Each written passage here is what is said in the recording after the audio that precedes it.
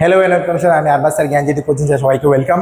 তোমাদের প্রিভিয়াস ভিডিওতে আমি শ্রেণী সময় নিয়ে ডিসকাস করেছিলাম যে শ্রেণী সময়ে তোমাদের অবশ্যই ভিডিওটা ভালো লেগেছে। তোমার যদি ভালো লেগে থাকে অবশ্যই লাইক এবং সাবস্ক্রাইব করো আমাদের নেক্সট ভিডিও যেগুলো আসবে। এবং তার সাথে তোমাদের আজকে যেটা নিয়ে ডিসকাস করবো সেটা হচ্ছে তোমাদের সমান্তরাল সময়। তো লাস্ট দিনের কোশ্চেন ছিল যে এই 2 যে যোগফলটা সেটা কত অ্যান্সার, এটার অ্যান্সারও কিন্তু যোগ করতে হবে। 2.5, 3.5 অ্যান্ড 4 তিনটা যোগ করলে আমাদের কত আসতেছে? 3, 4, 5, 6, 7, 8, 9, 10 ওহম। ঠিক আছে, তো যাদের অ্যান্সার 10 আসছে তারা ঠিক, যারা ঠিক করে নেই তারা কিন্তু অবশ্যই ঠিক করে নেবে। চলো নেক্সট স্লাইডে যাওয়া। আচ্ছা, আজকে যেটা ইউজ করবো এটা হচ্ছে কি সমান্তরাল সময়। কি সমান্তরাল সময়?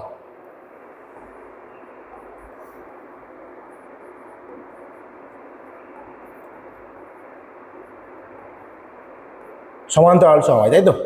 এবার সমান্তরাল সময়ের মধ্যে আমাদের কি কি পড়তে হবে সেটা জানতে লাগবে। এবার আগের দিন তো আমরা নর্মাল ছবি এঁকেছিলাম, যে জাস্ট একটা স্ট্রেট লাইন করেছিলাম, কিন্তু সমান্তরাল সময়ের ক্ষেত্রে আমাদের এমন টাইপের একটা ছবি কিন্তু অঙ্কন করতে হবে। চলো আমি এক্সট্রা বেশি দিলাম, একটা দিয়ে করি তোমাদের, তাহলে বুঝতে সুবিধা হবে।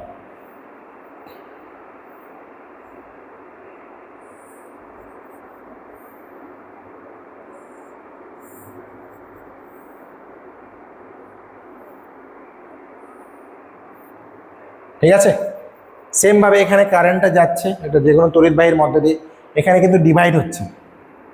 লক্ষ্য করো, এখানে যাচ্ছে, এখানে আবার যাচ্ছে, আসছে, এভাবে যাচ্ছে, আলটিমেটলি দিক দিয়ে বেরোচ্ছে, তাই তো? এবার এখানে আমি ধরলাম যে রোধগুলো হচ্ছে R1, R2, R3। ওটার নাম ছিল শ্রেণী, মানে একইভাবে ছিল। এটা সমান্তরাল, দেখো সমান আছে না, R1, R2, R3 পরপর কি সমান্তরাল হয়ে আছে, তার জন্য বলা হয় কি সমান্তরাল সময়। এবার আগের অঙ্কটাতে আমরা কি ছিল যে যোগ করতেছিলাম, জাস্ট নর্মালি তিনটাকে যোগ করছিলাম। এবার এর ফর্মুলা হচ্ছে আমাদের 1/r is equal to 1/r1 plus 1/r2 plus 1/r3। এটা হচ্ছে আমাদের কি সমান্তরাল সময়ের অঙ্ক। ঠিক আছে, এটা হচ্ছে ফর্মুলা। এই ফর্মুলা দিয়ে অঙ্কটা করলে কিন্তু খুব তাড়াতাড়ি হবে। এবার তোমাদের আমি ধরে না আবার কিছু একটা ভ্যালু দিলাম। চলো কি দিলাম ভ্যালু? এখানে তোমার R1 ধরলাম 1, এটা ধরলাম 2, এটা ধরলাম কত 3। ঠিক আছে, R1 এর মান 1, R2 এর মান 2 এবং R3 এর মান 3। হয়তো অনেকে ঝটপট করে ক্যালকুলেশন করে ফেলেছো, কিন্তু আমি তোমাদের দেখাই যে ক্যালকুলেশনটা শুধু করলে হবে না, ভুল করার চান্স কত বেশি সেটাও তোমরা এখন ধরতে পারবা। অনেকেই ভুল করবে ক্যালকুলেশনটা করতে গিয়ে। তো আমি 1/r লিখতেছি, আমি R1 এর মান ধরেছি 1, R2 এর মান ধরেছি 2 এবং R3 এর মান ধরেছি কত এটা। এবার এই লসাগু 6, তার মানে এখানে কত হবে 6 প্লাস 3 প্লাস 2 যোগ করলে কত 11/6। বাহ, হয়ে গেছে 11/6। তার মানে আমাদের অ্যান্সার কত 11/6। একদম না, 11/6 অ্যান্সার না। স্যার আপনি তো এখানে প্লাস করে বার করলেন, যে 11/6 তো আসতেছে। 90% স্টুডেন্টকে আমি দেখি যে ওরা এই অ্যান্সারটাই লিখে আসে পরীক্ষায়, তারপর বলে স্যার আমি তো অঙ্কটা ঠিক করেছিলাম। না বাবা, তুমি অঙ্কটা ঠিক করেছো, কিন্তু তোমার একটু ভুল আছে। কি ভুল আছে তোমার?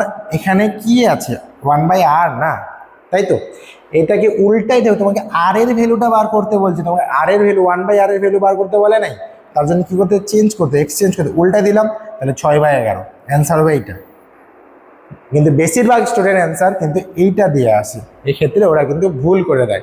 ইভেন তোমরা নিজেরাও যখন ক্যালকুলেশন করবা এটাতেই অ্যান্সারে আটকে যাওয়া, এই লাইনটা কিন্তু তোমরা পরবর্তীতে করবা না। এটাই সবাই ভুল করে, এটাই পরীক্ষায় সবথেকে বেশি আসে। ভুল করে যেহেতু এটা বেশি, জানো তো যে ভুল করে যে জিনিস সেই জিনিস বেশি আসে।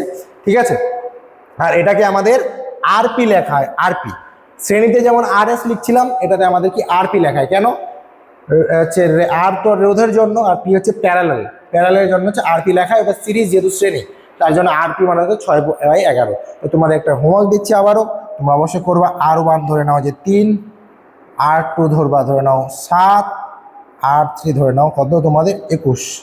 এই তোমরা কিন্তু অবশ্যই করবা, ক্যালকুলেশন করে কিন্তু আমাকে দেখাবা এবং তোমার অ্যান্সারটা কিন্তু কমেন্ট সেকশনে জানাবা যে তোমার অ্যান্সার কত এসেছে। ঠিক আছে, তো ভিডিও ভালো লাগলে অবশ্যই লাইক এবং সাবস্ক্রাইব করে দিবা, এবং তোমাদের যদি কোনো প্রবলেম থেকে থাকে বা কোয়ারি থেকে থাকে সেক্ষেত্রে তোমরা জানাতে পারো। এবং তোমাদের জন্য লেটেস্ট একটা জিনিস, সেটা হচ্ছে তোমাদের অনলাইনের ভিত্তিতে ক্লাস 10th ম্যাথ ফিজিক্স সায়েন্সের কিন্তু নোটস চলে আসে। সেই নোটসের জন্য যদি নিতে চাও সেক্ষেত্রে কিন্তু তুমি আমাদের সাথে যোগাযোগ করতে পারো। সেই নোটসের জন্য তোমাকে অবশ্যই আমাদের কল করতে হবে। কোনো যদি প্রবলেম থেকে থাকে অবশ্যই কিন্তু তোমরা আমাদের কল করলে তোমাদের সমস্ত কিছু বলে দেওয়া হবে। ঠিক আছে, তো আজকের ভিডিও এখানেও থাকবে। সবাই ভালো থেকো, সুস্থ থেকো, থ্যাংক ইউ।